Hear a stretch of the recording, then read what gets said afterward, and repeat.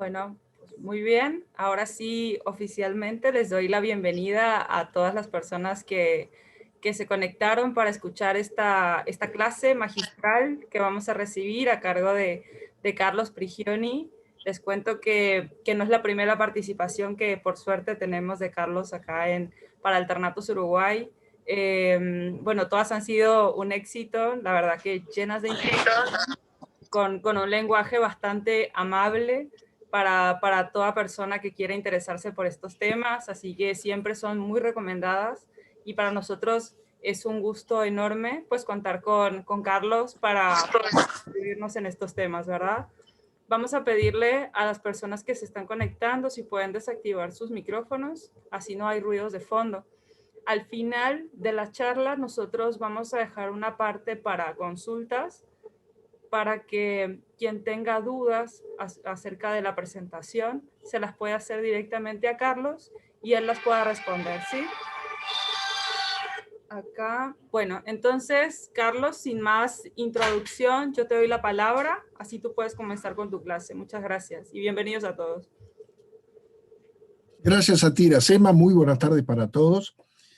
Hoy vamos a compartir una introducción al conocimiento de la fauna sinantrópica, que ya vamos a clasificarla en por lo menos 3 grupos, y lo que tiene que ver con la prevención, detección y manejo de especies problema. ¿Tá? ¿Qué se entiende? Es decir, existen 3 clasificaciones. Las especies eusinantrópicas, que son las especies que están relacionadas con áreas urbanas en las que existen un gran número de viviendas, ratas, murciélagos, cucarachas, como ejemplos, no las únicas. Hemisinantrópicas están a medio camino, son aquellas especies que viven próximas a áreas rurales o suburbanas en las que existen viviendas dispersas. Repetimos, murciélagos, ratas, algunos ratones de campo que entran en viviendas y nidifican en viviendas, la comadreja mora, todos estos los vamos a tratar específicamente, y el lechuzón de campanario. El lechuzón de campanario está a medio camino porque existen muchos ejemplares viviendo en ciudades, en determinadas construcciones abandonadas, en plenas ciudades incluso se alimentan de las ratas domésticas, ¿no? Y por último, un grupo que sí, que no tiene absolutamente nada que ver con esto, que es lo que se ha dado en llamar asinantrópicas. Es decir, se designan con ese nombre a aquellas especies que viven en áreas salvajes, silvestres, donde no existen asentamientos humanos. Es decir, las verdaderas sinantrópicas están relacionadas con áreas con densidad de urbanización, con muchas viviendas. Las hemisinantrópicas, aquellas que viven próximas a áreas rurales, con viviendas dispersas, y las anisantrópicas se designa con este nombre a aquellas especies que viven en áreas naturales, por ejemplo, una de las especies de gatos monteses nuestros. Se supone que cuando llega el barco de Solís, en febrero de 1516 al Río de la Plata, tienen que haber venido ratus, la rata negra, deben haber venido cucarachas, por lo menos de una especie. Pero la duda es si prosperaron las poblaciones en ese momento. Yo entiendo que no, porque no había asentamientos humanos. Las especies sinantrópicas precisan de asentamientos humanos. Siguieron llegando, ¿verdad? Posteriormente también. Esto es una foto, la segunda foto del puerto de Montevideo, a fines del siglo XIX, comienzo del siglo XX, donde se sabe que ingresaban muchas especies, ingresaban especies en chatas madereras que venían del río Paraguay. Y después la cosa se fue facilitando para la dispersión de especies.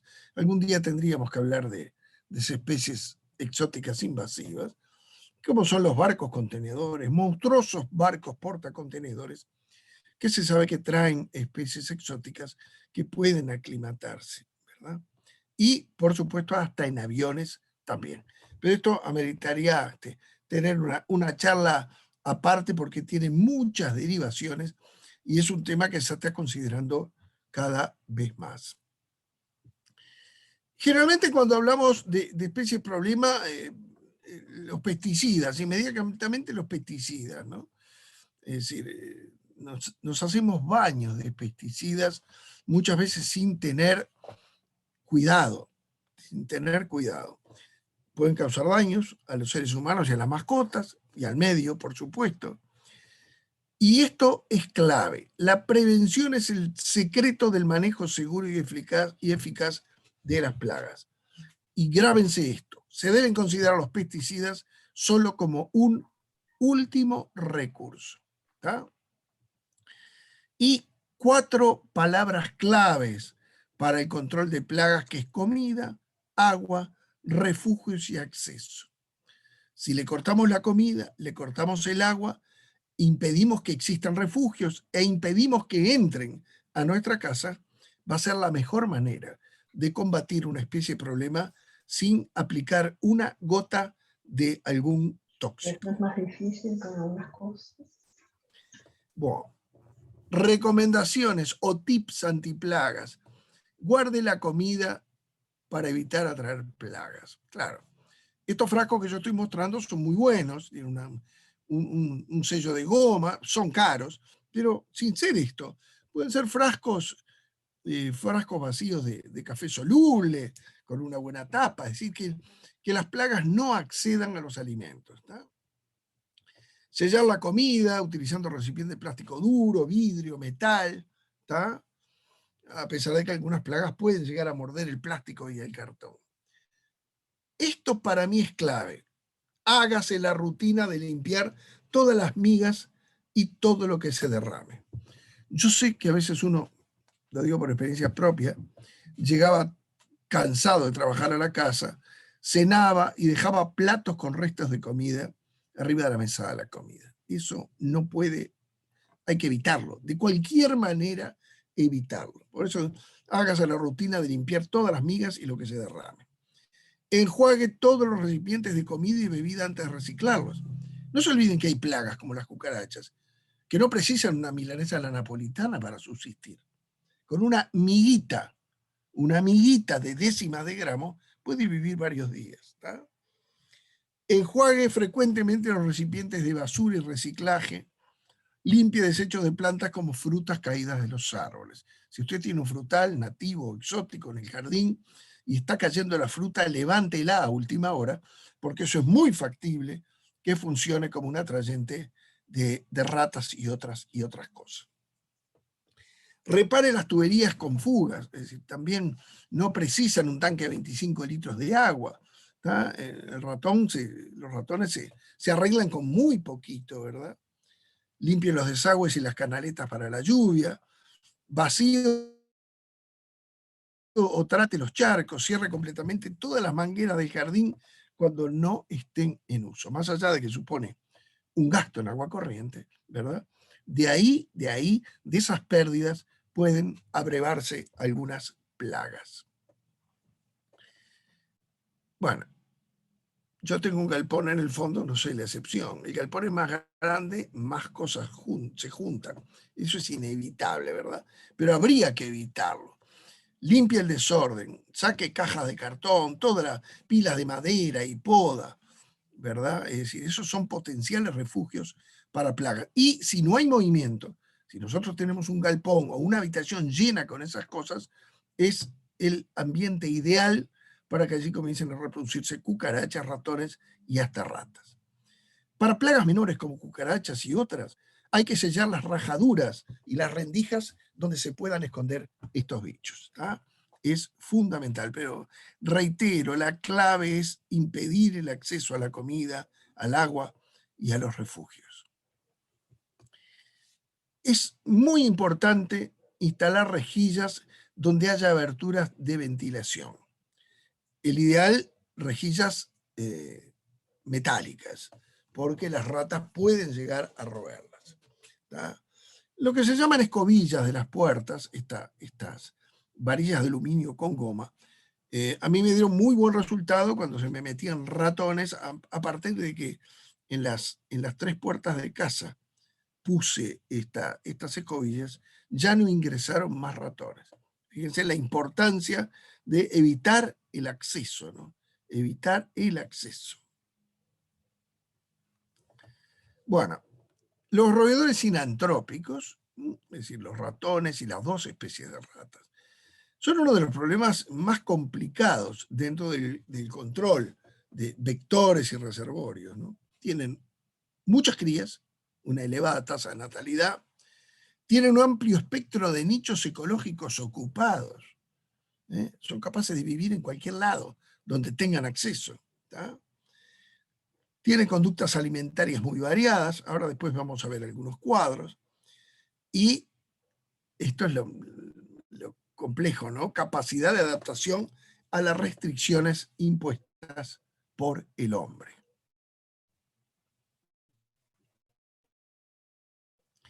Esto no las voy a leer, pero acá tienen toda la lista de enfermedades que son capaces de transmitir las ratas al ser humano, ¿no? Después de ver toda esta lista, seguramente, capaz que somos más cuidadosos en tener esas prevenciones que mencionábamos. Recuerden que la pulga que transmitió la Yersinia pestis en Europa en la época medieval, liquidó la mitad de la población humana de Europa. Hay un fenómeno muy interesante que también coincide con el llamado óptimo climático medieval, donde no nevó durante 3 años en Europa, y eso seguramente hizo que la peste que entró por Venecia, claro, Venecia era el centro comercial de aquel momento, avanzó sobre Europa y liquidó la mitad de la población humana, ¿tá? Fíjense que un quinto de las cosechas de cereales, trigo, avena, de las cosechas de cereales en el mundo se lo comen los roedores, la quinta parte. La Organización Mundial de la Salud, fíjense este dato, calculó en 33 millones de toneladas, reitero porque es difícil, ¿no? 33 millones de toneladas las pérdidas de alimento en un año, ¿tá? Fíjense, por ejemplo, en 2 localidades, en San Andrés y Providencia, se comprobaron pérdidas de más de la mitad de la producción de los cocoteros por la infección de la rata negra. Es esa rata que se sube en las palmeras y que la gente lo primero que hace es pedir que vengan a cortarle la palmera. Se pueden hacer unas polleritas de hojalata que las ratas bajan y no pueden volver a subir ni sube ninguna otra nueva a colonizarlo, sin necesidad de cortar la palmera. Pero fíjense que se comió la mitad de los cocos las ratas, ¿no? Es impresionante. Algunos datos, la rata negra, la rata noruega o rata parda y el ratón, ¿tá? El peso obviamente es casi el doble la rata noruega que la rata negra, el ratón es muy 10 veces más chico. La madurez sexual lo alcanza entre las 3 a 5 meses las 2 especies de ratas. El ratón alcanza la madurez sexual en 15 días. Es increíble. El periodo de gestación es relativamente parecido, 22 días para las 2 especies de ratas y 19-20 días para los ratones. Tienen un número parecido de crías, 6 a 14 la negra, 6 a 18 la noruega, y de 8 a 12 ratones el ratón doméstico, ¿tá? 3 a 7 partos anuales, se calculan 5 o 6 para la rata noruega y 8 partos para el ratón.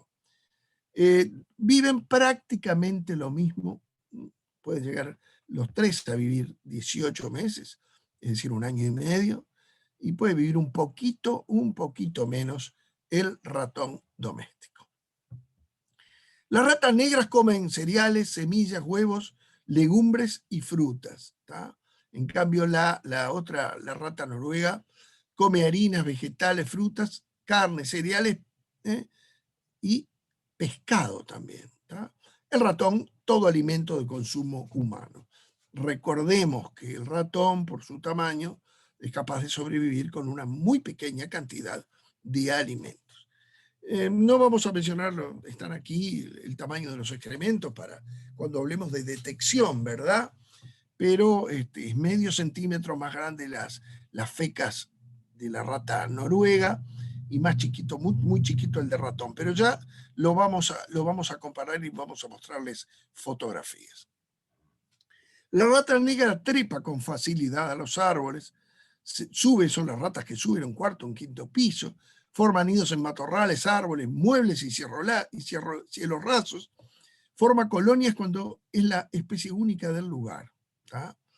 En cambio, la otra es más del sistema cloacal, de las cañerías, es muy hábil para nadar, hace cuevas, forma madrigueras, cuevas debajo de las edificaciones, cerca de ríos, arroyos y pantanos. En una época era muy fácil ver a las ratas noruegas nadando en el lago del Parque Rodó. En las islas estaba lleno de ratas. No sé si ahora estarán... yo hace muchos años que vivo acá en 33 y no he ido al lago del Parque Rodó, ¿no? En cambio, el ratón se instala cerca de los alimentos, en huecos de árboles, en construcciones, roe los alimentos. ¿Tá? Tienen poco radio de acción, poco más de media cuadra, las dos ratas, y muy poquito radio de acción el ratón. Estamos hablando de 15 metros tan solo. Acá tiene las fecas, los excrementos de la rata noruega, son gruesas, de punta redondeada, fíjense, de punta redondeada, y 20 milímetros de longitud, 2 centímetros de largo. ¿Tá? En cambio, la de la rata negra, ¿tá? Generalmente terminan en punta, hay una pequeña puntita en esta y esta se ve un poquito más, y miden poquito más de 1 centímetro, 12 milímetros, y en el caso del ratón doméstico son parecidos al de la rata negra, terminan en punta, pero mucho más chicas, y se pueden confundir con la materia fecal de las cucarachas. Hay un tema cuando esto se hace obviamente a nivel profesional e industrial, que es detectar las marcas de orina. ¿Tá? Si son expuestas con luz ultravioleta, se consiguen en el plaza algunas linternas de luz ultravioleta, y refractan como si fuera el famoso luminol de las seriales policiales del cable, ¿no? El famoso luminol, así se ven las marcas de orina de la rata. Pero atención, porque algunas otras sustancias, como el almidón, algunos productos de limpieza y algunas colas sintéticas y tintas tienen una fluorescencia similar, lo que se establece que puede llevar a una sobreestimación de la cantidad de ratas que hay, ¿verdad? Esta es la rata negra. Yo acá no he visto nunca de pelaje tan oscuro. Tan oscuro, generalmente las he visto de este color, un gris más o menos oscuro, pero negro nunca, ni tan subido el tono como esta foto de la izquierda tampoco. La oreja es muy grande, en realidad parece un ratón, pero más grande, pero una cola muy larga, ¿ah? Muy larga. Esta es la otra, la rata de caño, la rata noruega, cola mucho más corta, un color pardo, las orejas no son tan grandes como la otra, ¿verdad? Y es un tamaño muy mayor. Hay ejemplares reportados de punta del hocico a punta de la cola de 43 centímetros de largo. Acá tiene otro cuadro comparativo, las orejas de la rata noruega, las orejas de la rata negra, una cola mucho más larga en comparación con el cuerpo. Bueno, el ratón que muchas veces yo tengo, ahora no me da el tiempo para contarles, pero tengo anécdotas realmente increíbles, donde ratones lamían el cebo de la trampa y comían el cebo de la trampa sin activarla. Me enloqueció, lo tuve como un mes dentro de casa, al final tuve que utilizar cebos líquidos, que son bastante embromados de manejar, pero fue la única alternativa de poder combatirlo. Acá tienen a la izquierda la materia fecal de la rata negra, y a la derecha la materia fecal de la rata parda noruega. ¿Vieron las puntitas estas que aparecen en las fecas, que no aparecen acá, que son redondeadas, casi absolutamente redondeadas? Y acá es la materia fecal de la cucaracha americana comparada con la materia fecal del ratón doméstico. Y acá, fíjense, son redondeadas, en cambio en el ratón doméstico también aparecen puntitas, y es una de las formas de poder diferenciar las materias fecales de la cucaracha americana, que es esa marrón rojiza grande, y la materia fecal del ratón doméstico. Este producto, cuando yo estuve al frente de la Dirección de Higiene y Medio Ambiente de la Intendencia 33, fue el que nos dio los mejores resultados. Trabajan con un hemorrágico como otros productos, es monodósico. ¿Qué quiere decir eso? Que la rata no tiene que comer 3, 4, 5 veces, sino que con una vez que coma, la rata muere, ¿verdad? Nosotros lo utilizamos con muy buen éxito.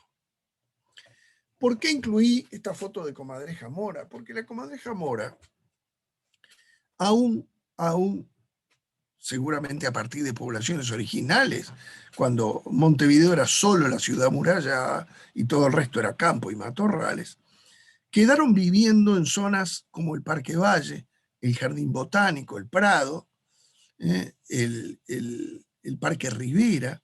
Hay comadrejas que incluso se las ve de madrugada comiendo en los tachos de basura. Es decir, es una de esas especies que tendríamos que ver cómo considerarla, si es una especie sinantrópica. Yo entiendo que esa dependencia tan cerrada con los restos de alimentos de los seres humanos, lo hace que se considere, yo lo consideraría por lo menos, una especie sinantrópica. Es decir, yo no sé cuál es la situación actual, pero hasta hace pocos años atrás era posible en el Prado ver comiendo en tarros de basura, inclusive aparecía alguna comadreja aplastada por algún auto en las calles. Ese bicho, sin duda, que más allá de los residuos, se debe alimentar de varias especies introducidas y también sinantrópicas, como el caracol de jardín, como ratas y ratones, y como las cucarachas. Seguramente, no conozco ningún trabajo local que hayan estudiado el espectro alimentario, es decir, la dieta de la comadreja mora en zonas urbanas. Este es un tema del cual recibo prácticamente 2, 3 llamados por mes sobre el problema murciélagos, que generalmente dice, se me ganaron ratas en el cielo raso. ¿A qué hora las siento? Y las siento al atardecer y al amanecer. Son murciélagos. ¿tá? Son murciélagos. Existen colonias en edificios importantes como un hotel de la Ciudad Vieja, donde había colonias de murciélagos cola de ratón de 2.500, 3.000 individuos. En el Colegio Sagrada Familia, en Libertador y Lima, por ejemplo, una colonia muy importante, ¿verdad? Y, por supuesto, que en ciudades, en casas o en grietas de dilatación de los edificios, sobre todo cuando se hace un edificio en 3 cuerpos y se deja una dieta de dilatación entre construcción y construcción, allí se refugian estos murciélagos. Por lo menos una de las especies de murciélagos cola de ratón. Acá la única alternativa, señores, es evitar el acceso. No hay nada que funcione, ni sistema acústico, ni los repelentes que yo probé no me dieron resultado, ¿verdad? Entonces, por lo tanto, hay que, sobre todo, las aberturas entre las tejas y el cemento, o entre la chapa y el cemento. Yo no sé si acá hay, si en Uruguay hay, sé que acá es zona de frontera, la gente las traía del Brasil, una chapa que tiene un cierre que sigue la ondulación de las chapas y es justamente para sellar, para evitar. Esta tarea, por supuesto, que cuando uno tiene murciélagos hay que hacerlas. Ya es tarde para hacerlas. Hay que hacerlas entre octubre y marzo, abril, porque es cuando los murciélagos están activos. Y hay que hacerla después de las 10 de la noche. No lo haga a las 3 de la tarde, porque si no tiene salida, la colonia se le va a morir allí adentro y va a ser peor el remedio que la enfermedad. Reitero, la tarea de cierre, de sellado de las entradas de los murciélagos, hay que hacerlas no antes de las 10 de la noche y, por supuesto, antes de las 4 de la mañana. Es decir, entre las 10 de la noche y las 4 de la mañana habría que hacer esas maniobras de sellado para impedir el ingreso de los murciélagos. Los murciélagos, alguno quizás esté pensando, transmiten varias enfermedades, entre ellas la histoplasmosis, una enfermedad que es a través de un hongo que causa un problema pulmonar que puede llegar a ser grave. Bueno, estos productos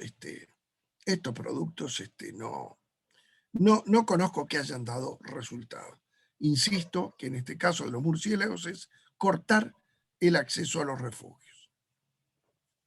Este es un viejo conocido. Hay quienes dicen que en algunas ciudades hay menos ahora, debido a que la arquitectura de los edificios de apartamentos modernos le ha quitado lugares de nidificación, ¿no? A la izquierda un gorrión macho, a la derecha abajo un gorrión hembra. Se discute, se habla de que fue en Argentina y fue Domingo Faustino Sarmiento que los trajo para combatir a los bichos canasto, estos capullos de mariposas que pueden causar problemas agrícolas, ¿verdad? Pero también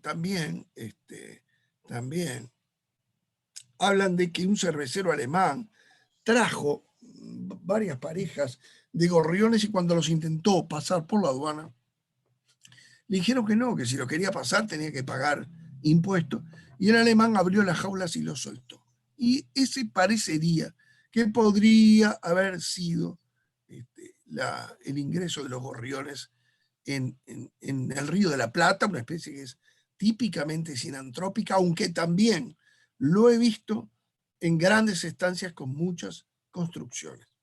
Según Navas es un ornitólogo que tuve el gusto de poder conocerlo en el Museo Argentino de Ciencias Naturales, dice que la aparición de gorriones en Uruguay sin duda fue a partir del núcleo de población de Argentina, ¿verdad?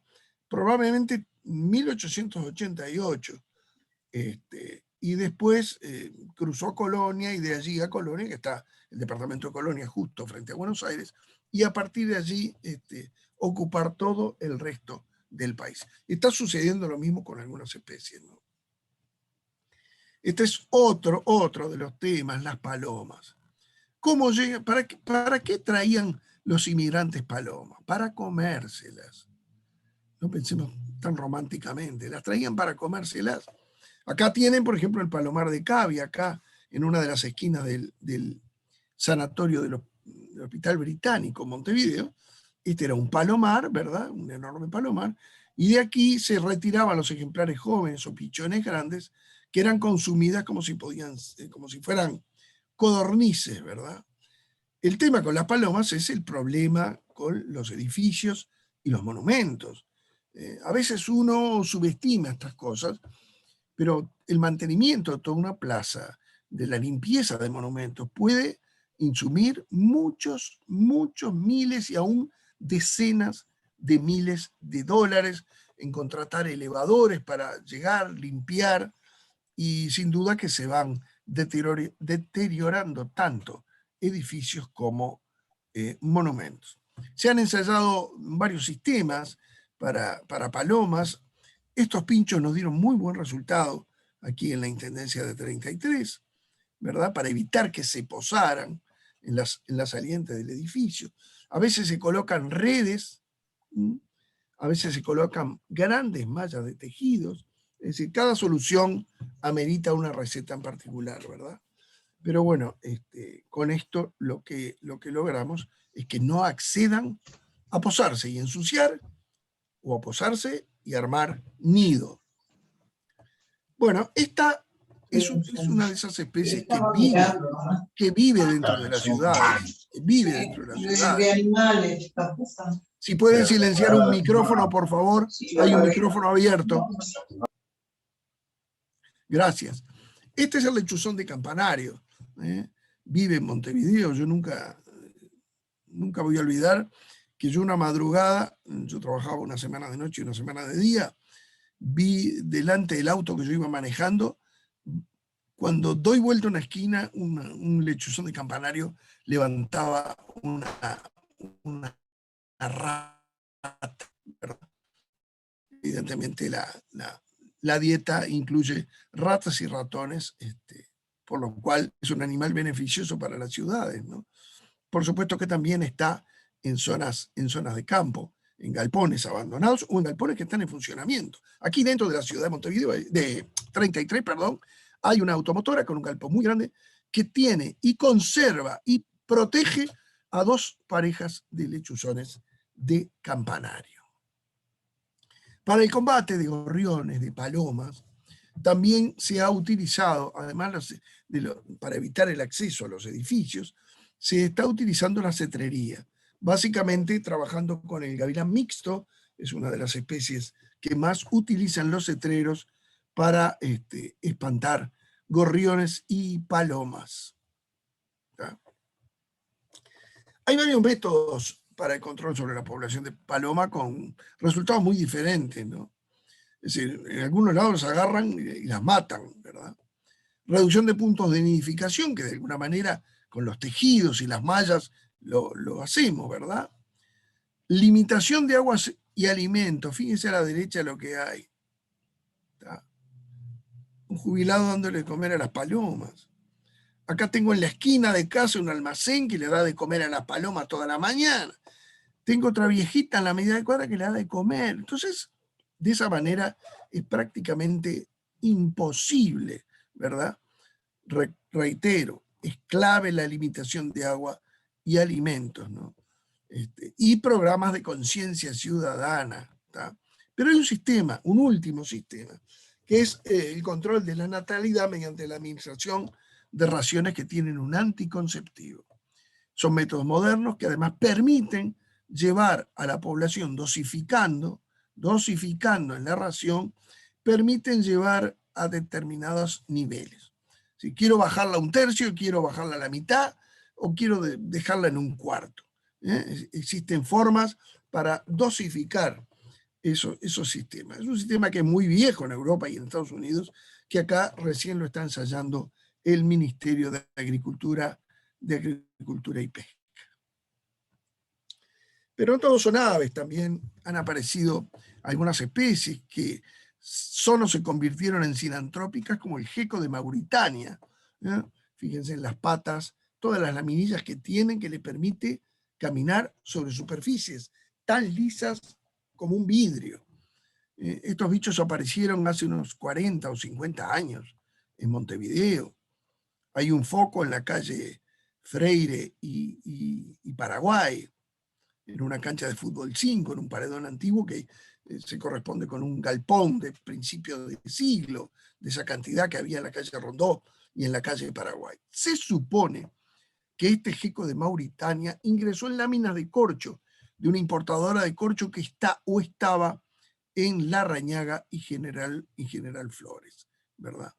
Y a partir de allí se fueron, el avance es lento, avanzan a una razón de unos 60 metros por año, una cuadra por año, ¿verdad? La gente también lo fue llevando en el momento de mudarse, adentro de muebles, aparecen clásicamente, ya es tarde para verlos, pero a partir de octubre, noviembre y hasta marzo, abril, se le puede ver en determinados lugares de Montevideo alrededor de focos de luz donde van a capturar bichos para alimentarse. Estos son los lugares donde están detectados esta y otra especie que les voy a mencionar ahora. Fíjense que está en Paraguay también. Hay 2 especies. Hay una cuyo origen es muy curioso, que ya lo vamos a ver. Bueno, se dice, una de las historias, dice que este otro geco, que es de origen africano, habría llegado a Brasil a partir de los barcos con esclavos. A partir de los barcos con esclavos podía haber llegado esta otra especie. Cuando nosotros estudiamos la fauna introducida en la banana, en el mercado modelo, era increíble la cantidad de esta otra lagartija que llegaba. Aparentemente, esta no se adaptó nunca a Montevideo, pero sí ha aparecido en Rivera y ha aparecido en Río Branco en Cerro Largo. ¿Tá? En la ciudad de Rivera y en la ciudad de Río Branco en Cerro Largo. Posiblemente esos 2 o 3 grados de temperatura que aparecen más al norte puedan incidir en que no haya prosperado en Montevideo y sí un poco más al norte.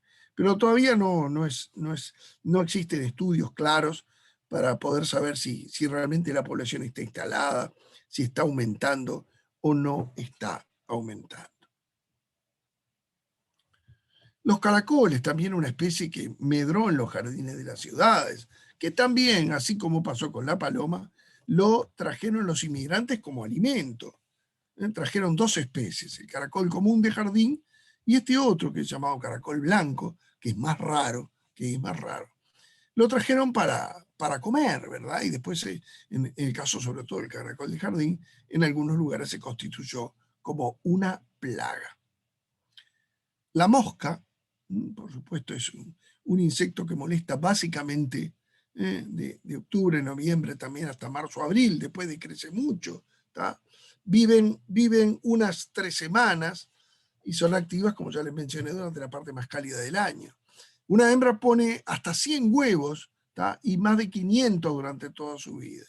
¿Tá? Es decir, la mosca pone los huevos, se desarrollan las larvas con varios estadios, van creciendo, forman una pupa, una especie de capulla de las cuales después salen las moscas. Es decir, acá precisa materia orgánica en estado de putrefacción, de ahí que es clave la erradicación de los basurales.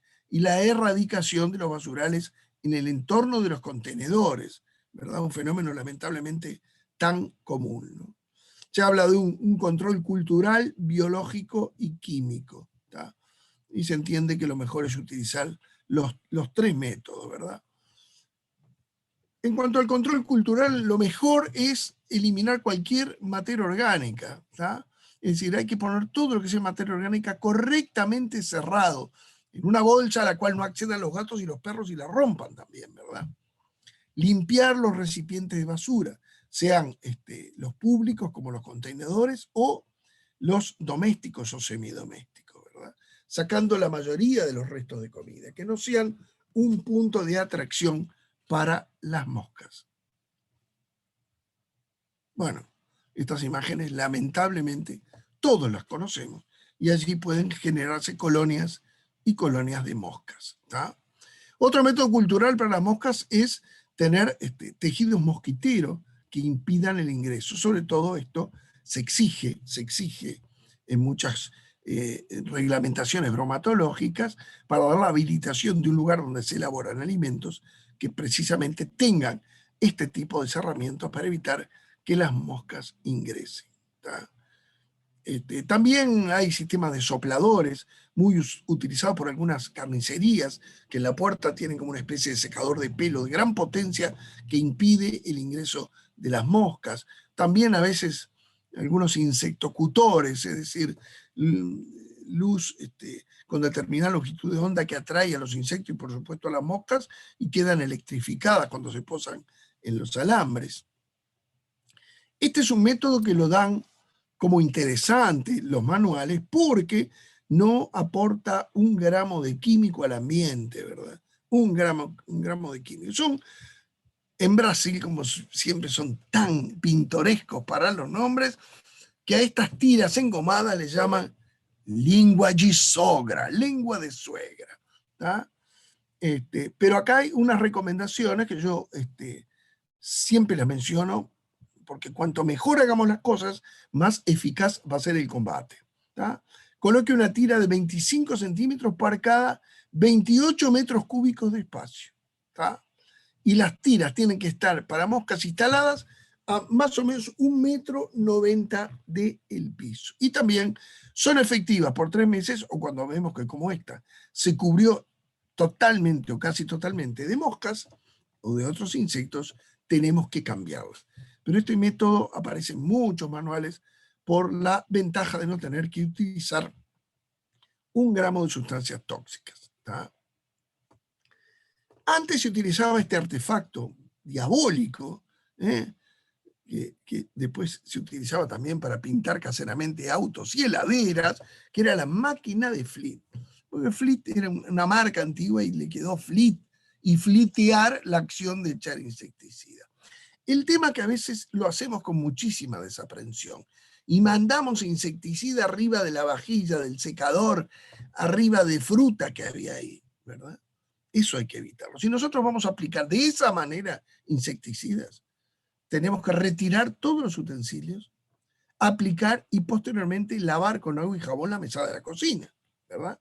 A mí me ha tocado comer pan con gusto insecticida en unas panaderías, ¿verdad?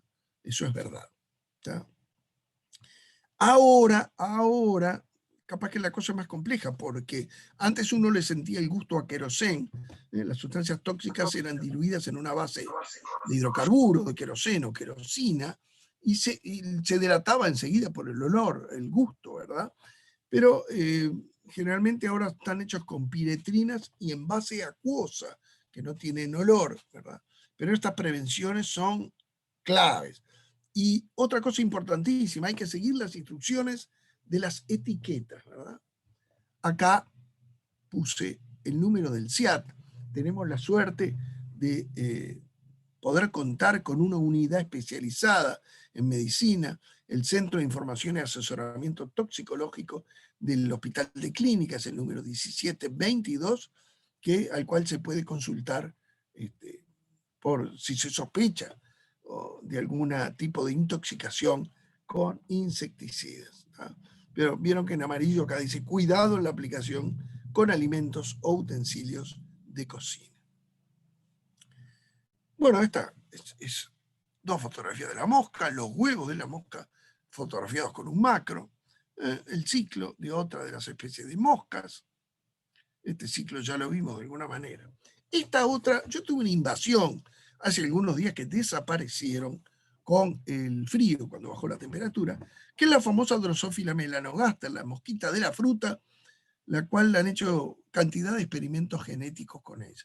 Los atraen especialmente la fruta madura, los cítricos, las naranjas, el limón cuando empiezan a madurar demasiado. ¿tá? Es decir, en un día ya eclosionan los huevos, como la otra mosca, etapas. Estos son la etapa de pupa, hasta que probablemente a los 4 o 5 días, fíjense que en menos de una semana es capaz de generar una nueva prole de mosquitas. Esta es una fotografía muy aumentada también, ¿no? Con esto he tenido problemas yo.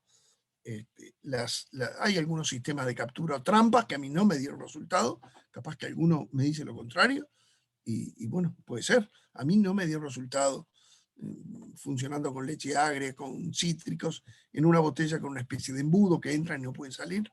No me cayó prácticamente ninguna de estas moscas, de las cuales, reitero, tuve mi invasión y finalmente tuve que utilizar productos químicos con la prevención de retirar todo alimento, retirar la vajilla, ¿verdad? Y posteriormente limpiar absolutamente todo con agua y jabón a la media hora de haber hecho la aplicación.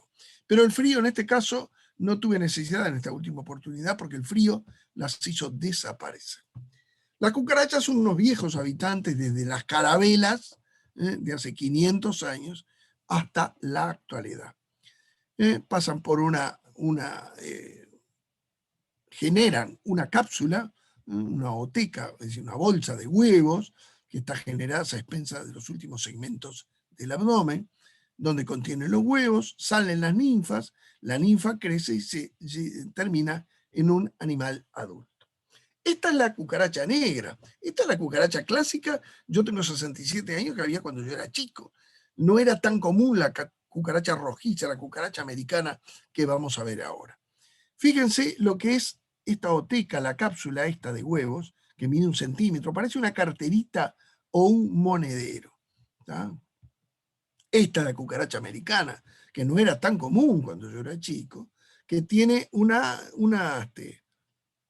cápsula de huevos distinta, es perfectamente identificable. Ahora las vamos a ver las 3 comparadas. Y por último, este infierno que se mete en las heladeras, en los calefones, en los microondas, que es la llamada cucaracha alemana, en el cual la cápsula parece un acordeón, un bandoneón, ¿no?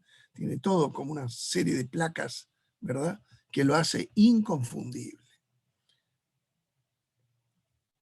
Acá tienen la oteca de la cucaracha alemana, de la oriental o la negra, y de la cucaracha americana. Esta es más redondeada, esta es más larga, las dos de color oscuro, y la de la alemana es mucho más chiquita, porque es una cucaracha mucho más chiquita, tiene como las placas de un bandoneón, la parte de un bandoneón, un acordeón, y tiene un color clarito. Acá tienen distintas etapas de la vida de la cucaracha, un macho, una hembra, la cápsula, ninfas chiquitas, individuos juveniles. Esta es la cucaracha negra, en la que yo conocí siempre. En la panadería de la esquina de casa una vez me llevó uno de los dueños a ver el horno, y al costado del horno había una mancha como de 2 metros cuadrados que eran todas cucarachas. Absolutamente. Y recuerdo haber encontrado restos de cucarachas adentro de un pan marsellés, ¿verdad? Pero bueno, estoy vivo todavía. Acá tienen les puedo asegurar que no es nada agradable. Una hembra y un macho que tiene alas. Esta es cucaracha americana también, con la cápsula, individuos juveniles. Y estas que se han adaptado a vivir con el hombre, que es originalmente una cucaracha silvestre, nativa, ¿verdad? Que son muy redonditas, ¿verdad? Tienen como una especie de capelo, de cobertura que les tapa la cabeza, la región cefálica.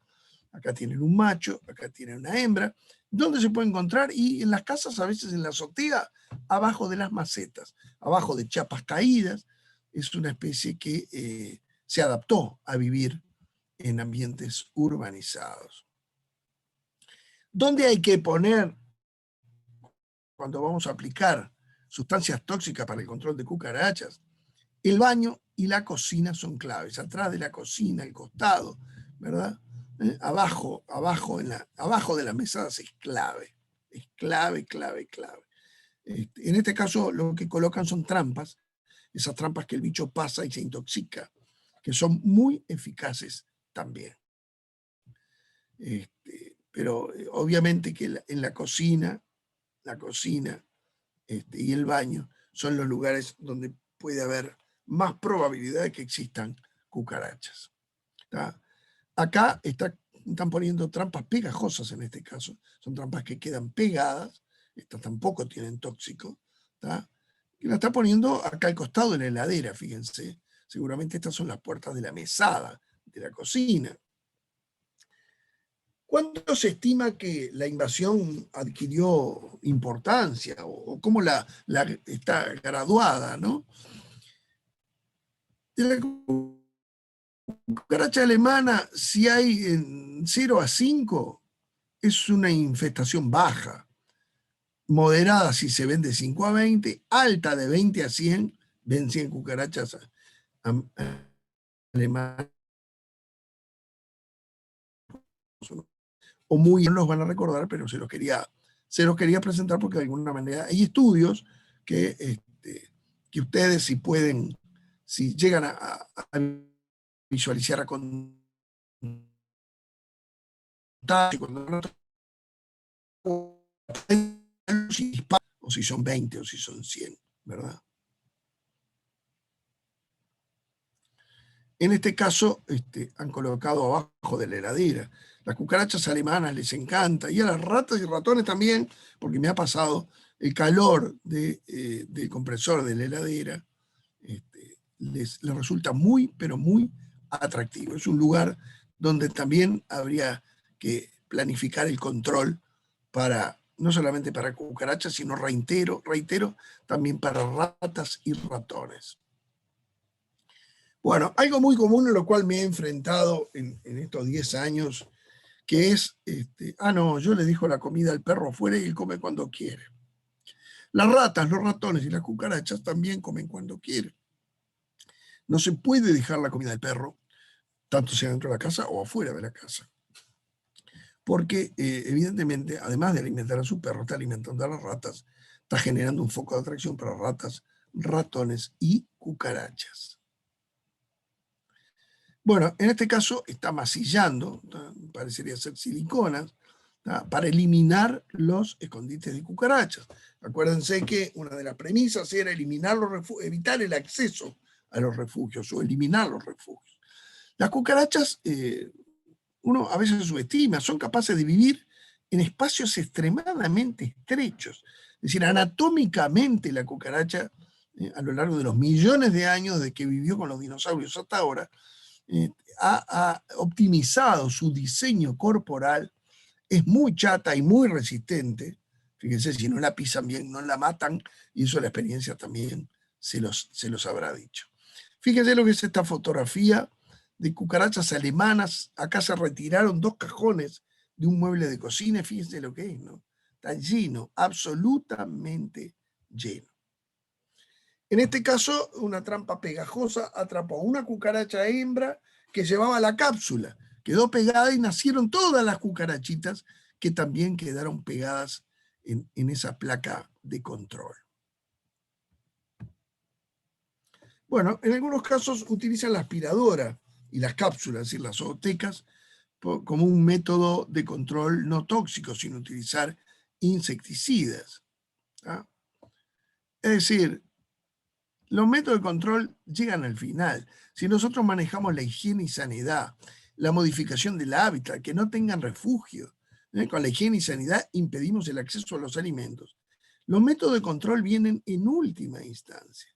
En última instancia. Y además, con la higiene y sanidad, modificación del hábitat, reducimos las poblaciones y nos resulta más fácil y más económico realizar el control si tenemos que utilizar alguna sustancia tóxica. Nosotros trabajamos con sebo en gel, un gel que se aplica para la cucaracha alemana, les gusta mucho. Acá ven una de cucaracha comiendo el gel, pero también los manuales indican que a veces estos bichos se acostumbran. Por eso reitero, cada caso es un caso especial que hay que estudiarlo, pero con estas cosas que yo les menciono de prevención, ¿verdad? Prevención. Se logra mucho bajar las poblaciones. Bueno, esto es una sátira, ¿verdad? Donde el hombre le dice a la ama de casa: déjeme asegurarle, señora, que estos químicos son perfectamente inofensivos.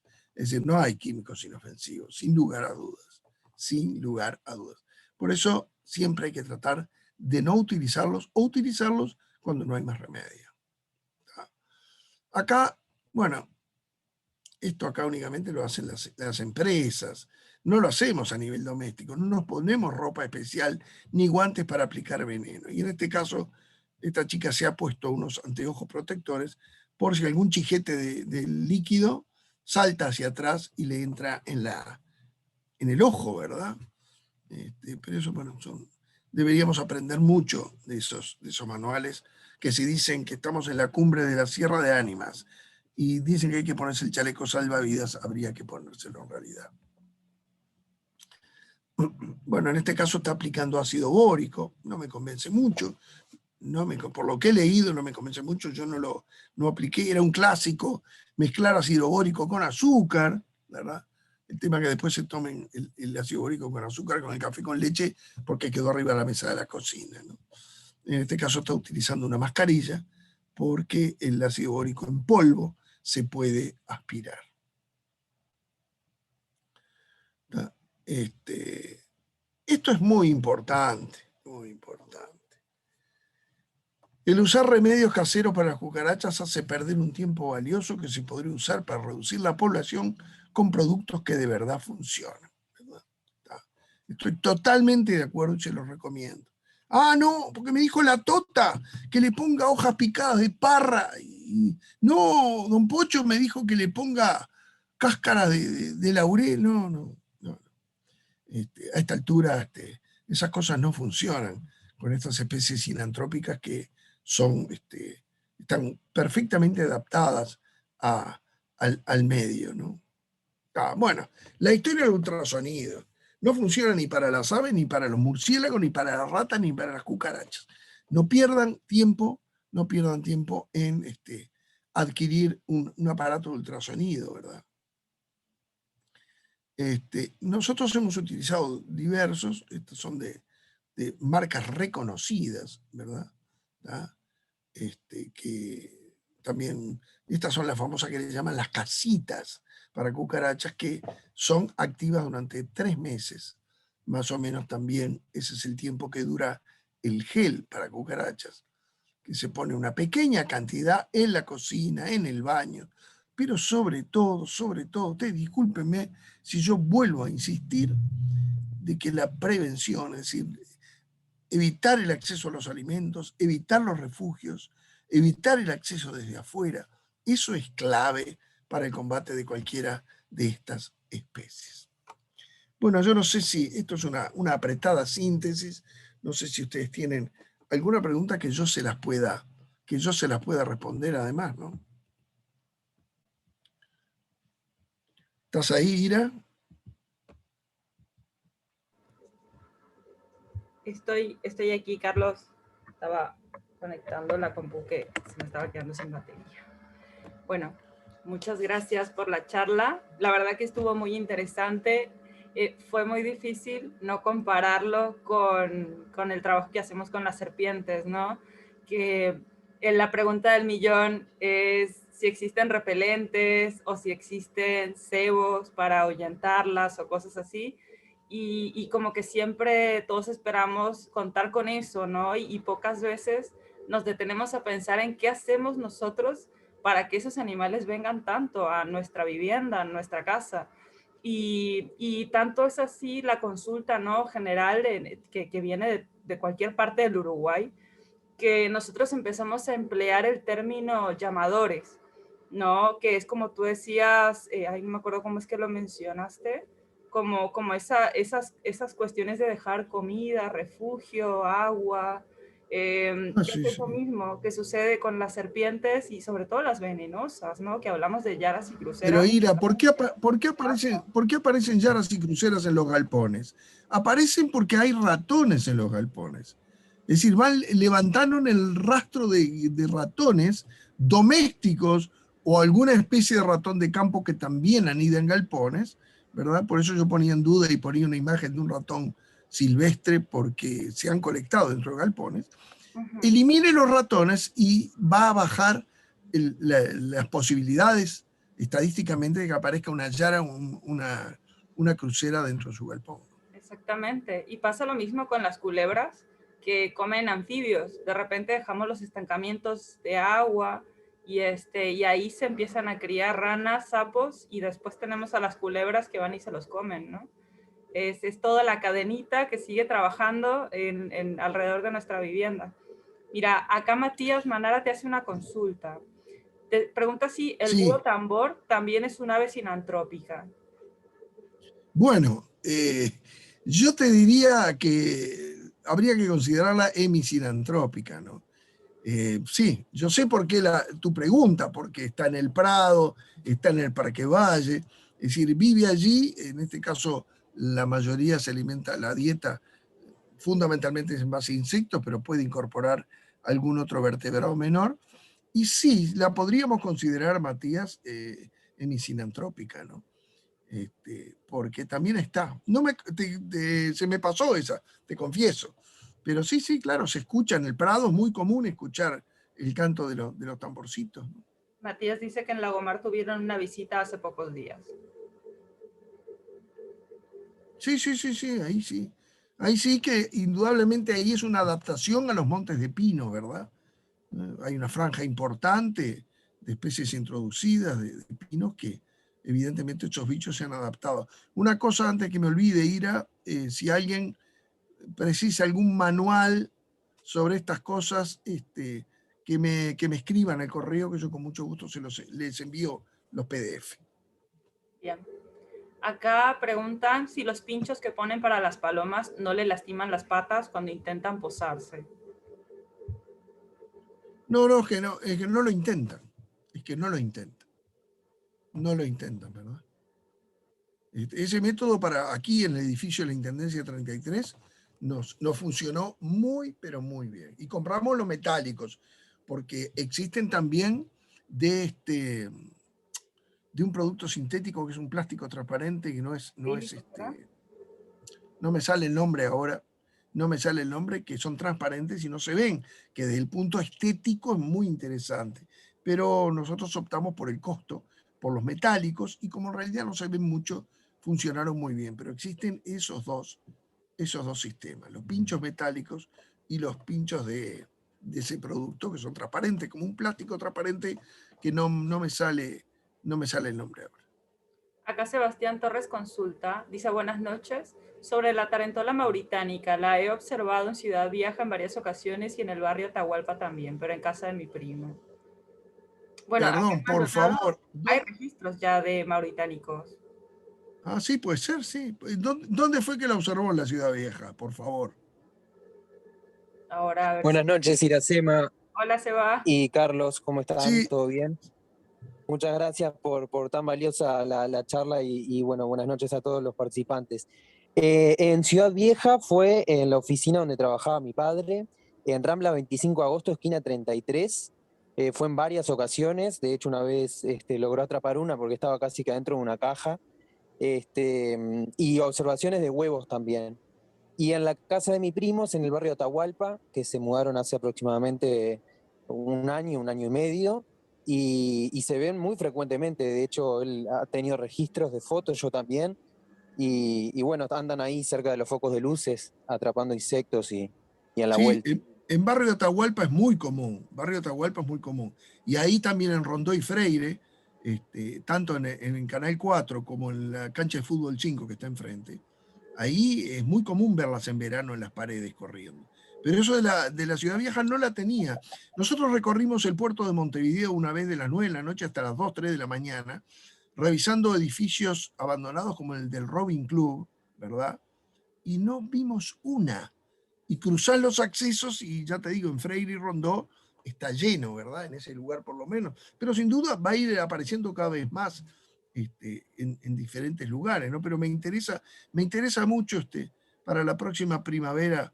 Voy a ver si me doy una vuelta por donde si estuvo ahí la Rambla Sí, 25 de agosto. de hecho hay una esquina en donde están las oficinas de Gripper, que es un courier que trae envíos postales de Estados Unidos, y Ajá. sé que funcionarios de ahí también la han registrado en los depósitos que utilizan para almacenar los paquetes que llegan, ¿no? Que está en esa misma esquina, pegado a la oficina donde trabajaba mi padre. Mira vos qué interesante. Muchas gracias por el dato, Sebastián. No, por favor, gracias a ustedes. Qué bueno. Bueno, quien tenga alguna otra consulta o comentario puede activar su micrófono, su cámara y puede hacerlo también, ¿saben? Acá Pau dice, vivo en Reducto y en casa vive en Tarentola Mauritánica. Sí, sí, sí. Reducto, bien. Bueno, otro animal Esos sinantrópico, son los lugares donde... otro reptil es el lagarto vero. Este verano, mucha gente con problemas por presencias de lagartos, mucha más que otros años. No sé si es porque hay más o porque cada vez hay más gente en el interior, pero muchísimo problema. Yo Porque creo que acá el tema también es que en muchos lados vienen a comer o le tiran restos de comida o aparecen restos de comida, ¿no? los decks de De madera, todas maneras, yo si ahora de apuro tendría que clasificártelo, te lo clasificaría como hemisinantrópico, ¿no? No como sinantrópico ahí está. estricto, ¿no? Claro, Por lo claro. menos eso es lo que se me ocurre a mí, ¿no? Sí, sí. Bueno, ¿alguien más quiere hacer alguna consulta? Cualquier cosa, tú pásales mi mail, que cualquier consulta, cualquier PDF que necesiten, o guías, tanto de especies problema como guías de murciélagos. Hay 2 guías muy buenas de murciélagos. De Bar, que es un argentino, Bien. que es una guía ilustrada de murciélagos, que es la mejor y las tengo en PDF. Briana está levantando la mano, a ver. Tengo algo para mostrar. A ver, muestre. Otro gusanito que encontré. A ver, acercalo un poquito. Acercarla un poquito, Briana, así lo podemos ver.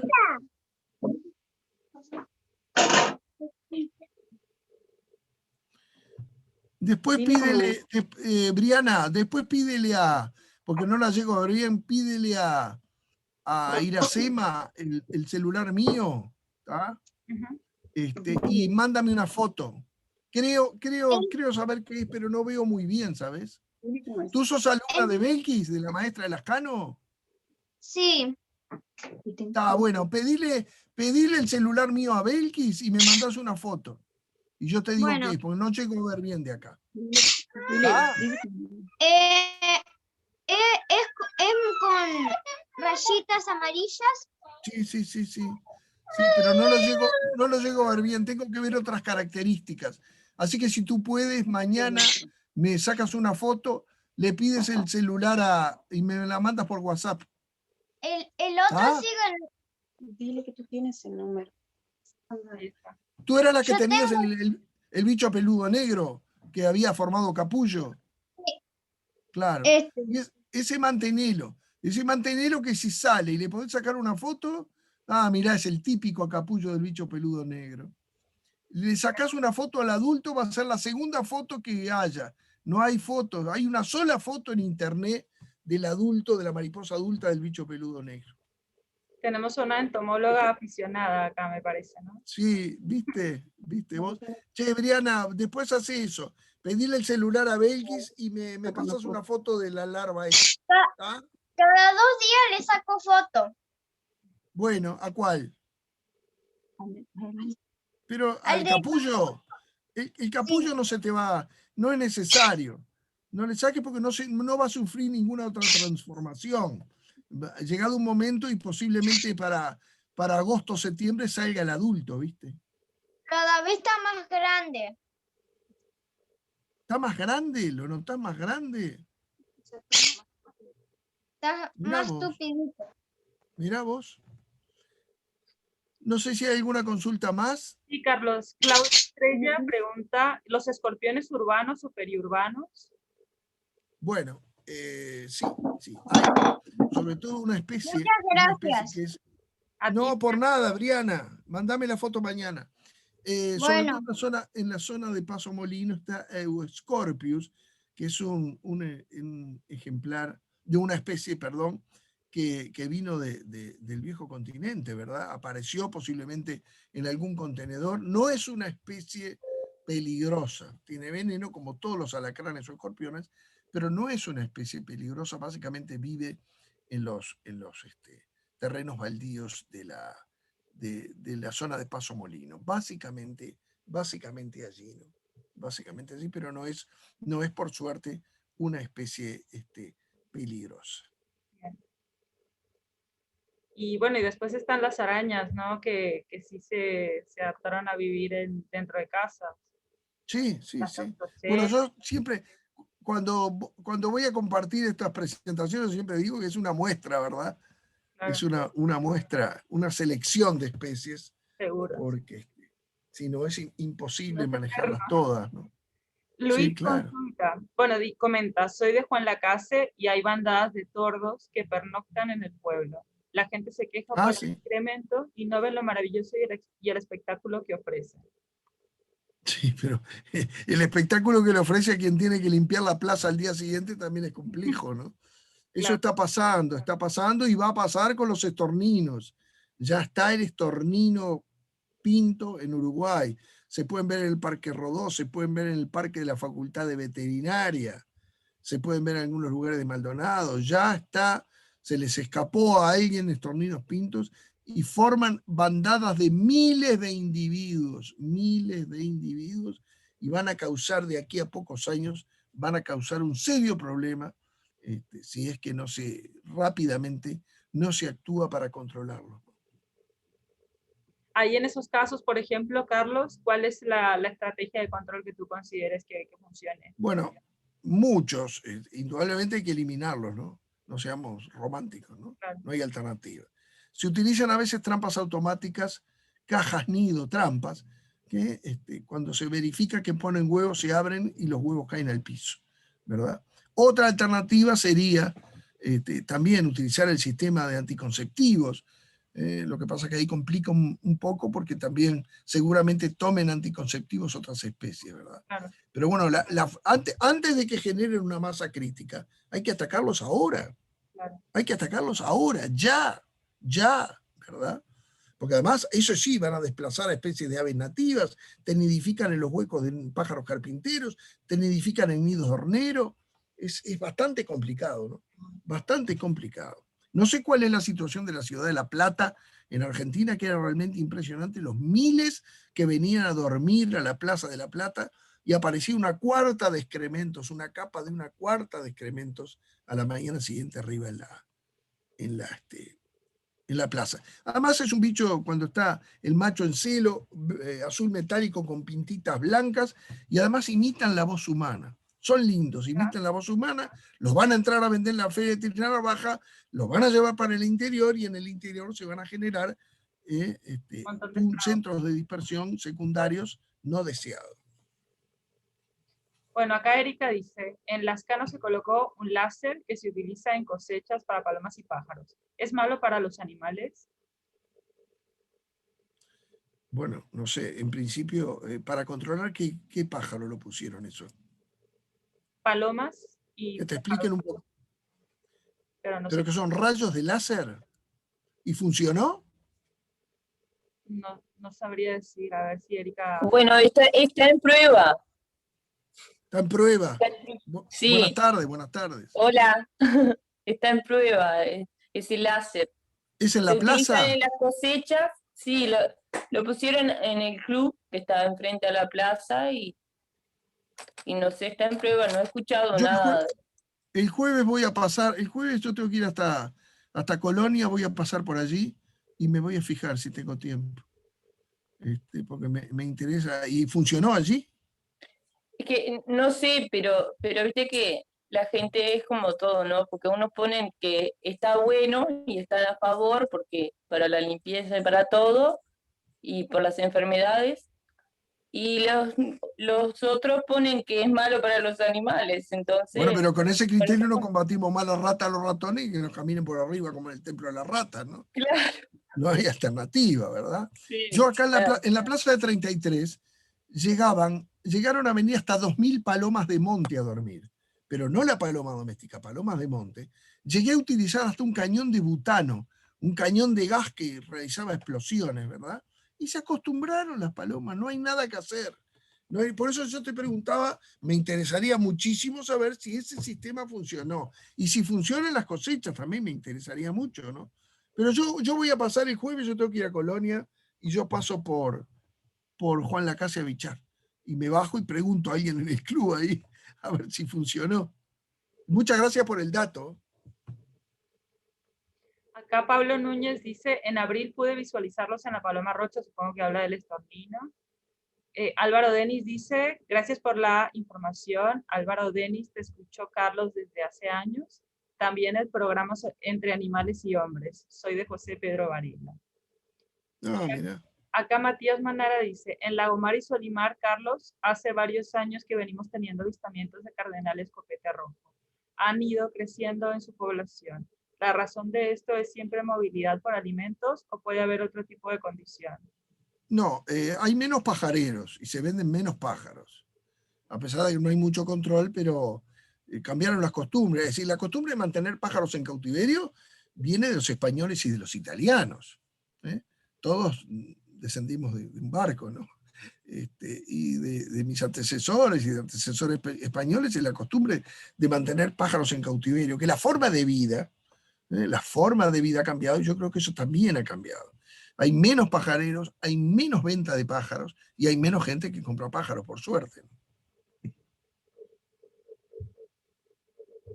Bueno, y hasta acá llegaron las consultas. No sé si algo más quiere decir, consultar algo. Si no, mientras yo me permito hacer una invitación, Carlos, si me permites también. El próximo martes, 1 de junio, arrancamos un ciclo de charlas que se llama Junio Verde, Junio de Veneno, y este ciclo de charlas va a durar todo el mes de junio y es en conmemoración al mes del medio ambiente. Vieron que el 5 de junio es el Día Mundial del Medio Ambiente, entonces nosotros vamos a hacer, en lugar de solo un día, las actividades van a durar todo el mes. Entonces vamos a hacer charlas también por Zoom, gratuitas, de libre acceso, para que puedan aprender sobre organismos venenosos, sean animales, plantas, hongos, bueno, todos los seres vivos que podamos incluir van a estar ahí.